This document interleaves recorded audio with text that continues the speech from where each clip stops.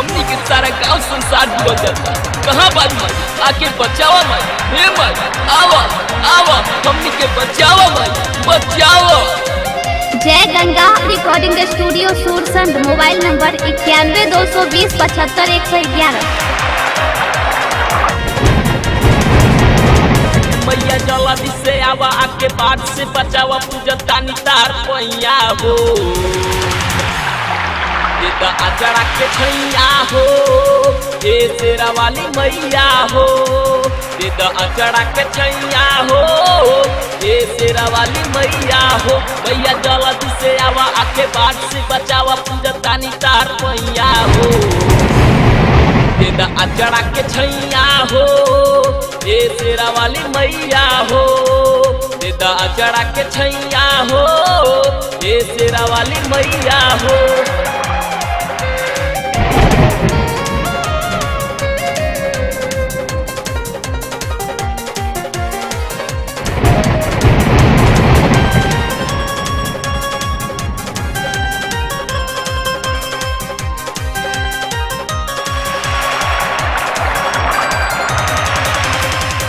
हरे पर टिकल बाटे पूरा सना सार हो।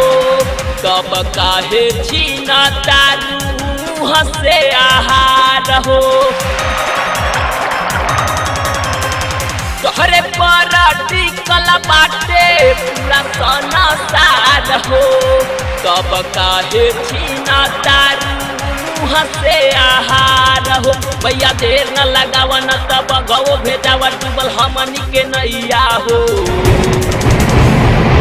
ये शेरा वाली मैया हो, ये शेरा वाली मैया हो। देदा अचड़ा के छैया हो, ये शेरा वाली मैया हो।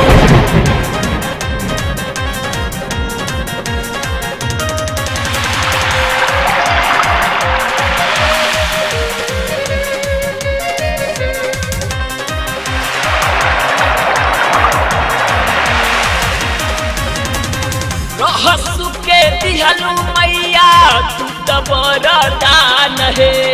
तोहरे से तो बनल कर बाटे पहचान है।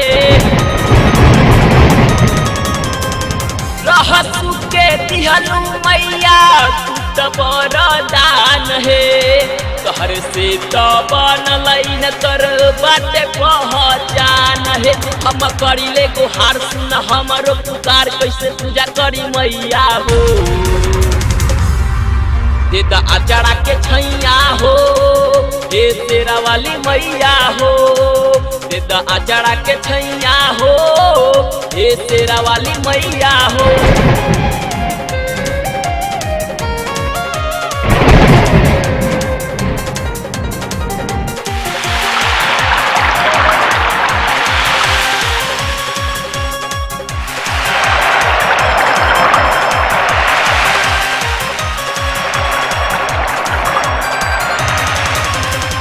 बनटुआ मित के बात तो हरे प्रयास हो।